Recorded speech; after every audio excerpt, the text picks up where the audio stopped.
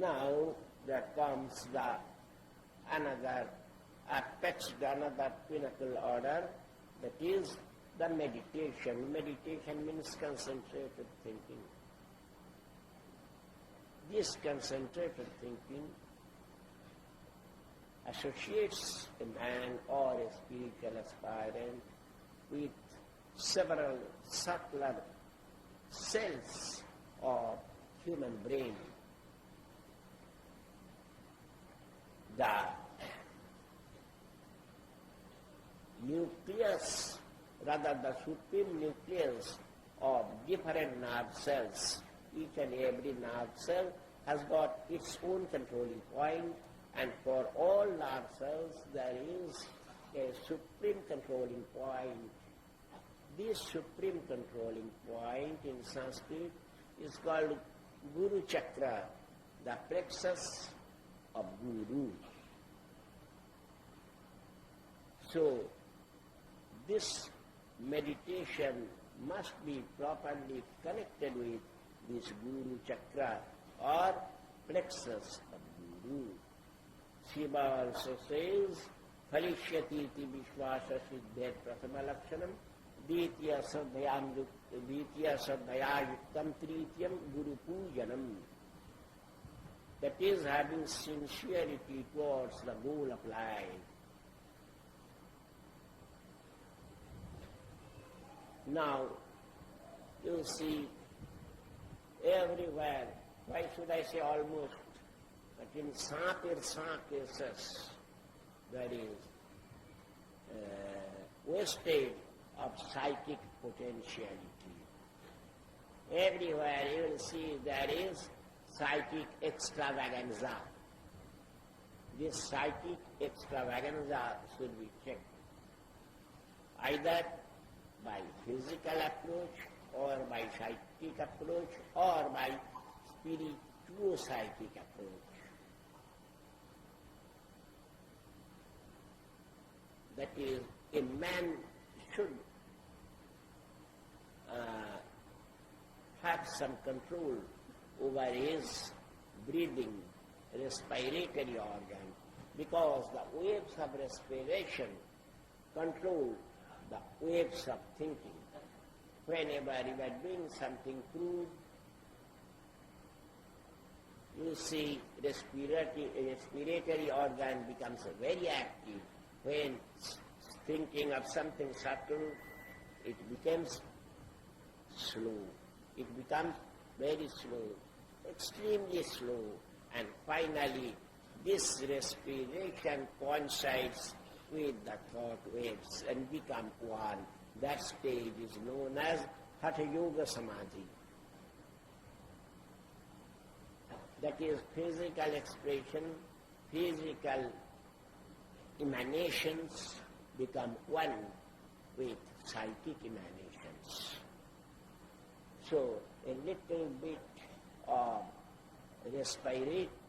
control of respiration is a necessity, is essential.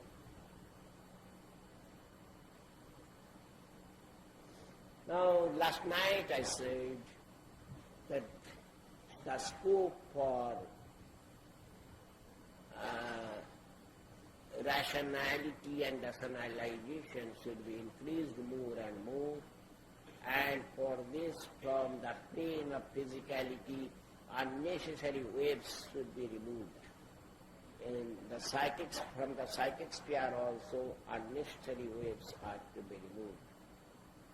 This removal, or rather withdrawal of unnecessary thoughts emanated from mind, this withdrawal will help you in rationalizing the major portion of your mental faculty. So it must also be practiced. The cult of spirituality is a cult of pinnacle order.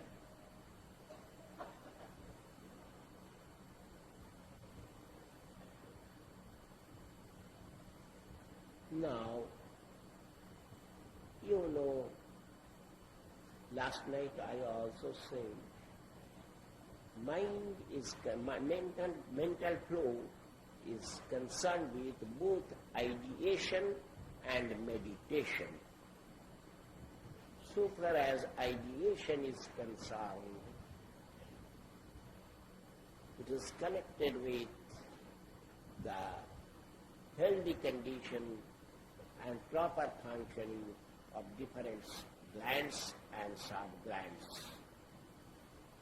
And we should also remember that an ideation won't have any legs to stand upon without a clear-cut idea. So idea must be there. ये जो this sanctification and purification of body and food and different types of behaviors and practices should be complemented by another practice, and that practice is there should be an adjustment of body with glands and subglands, and also with the secretion of hormone from those glands and subglands, because propensities concerning body are both directly and indirectly controlled by the secretion of hormone from different subglands and subglands of living structure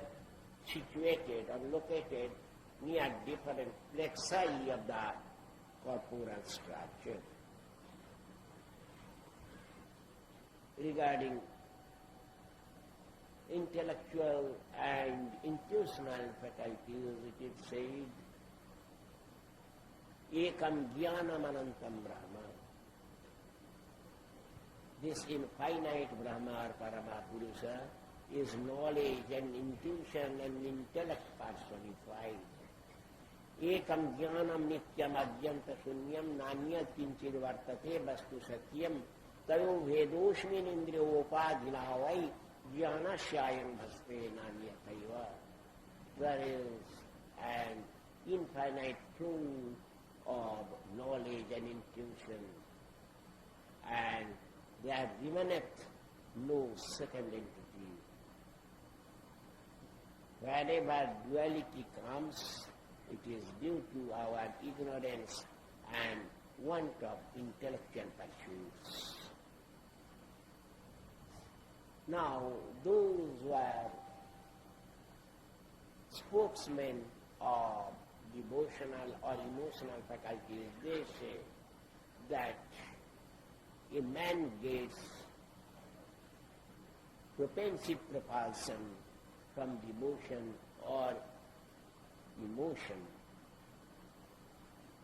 Devotion, when it moves in a methodical way, and emotion, when it doesn't move in a methodical way. This is the fundamental difference between devotion and emotion. You must know this clear-cut silver line between devotion and emotion. Those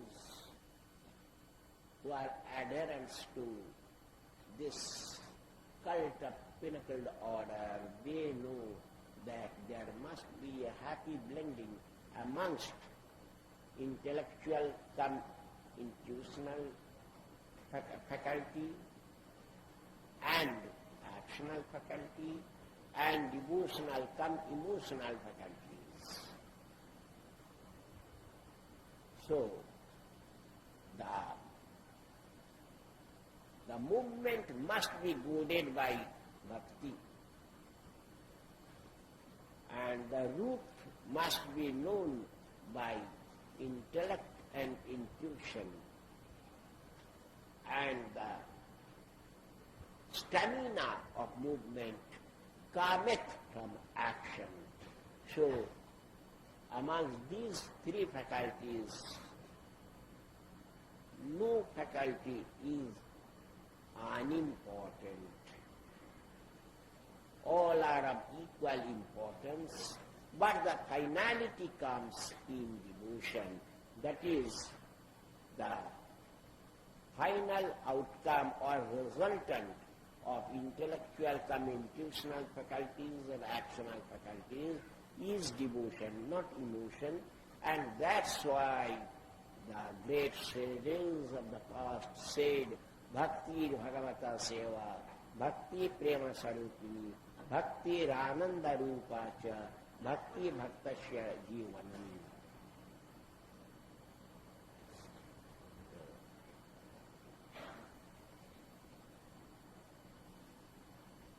Devotion is rendering service to the Supreme Lord.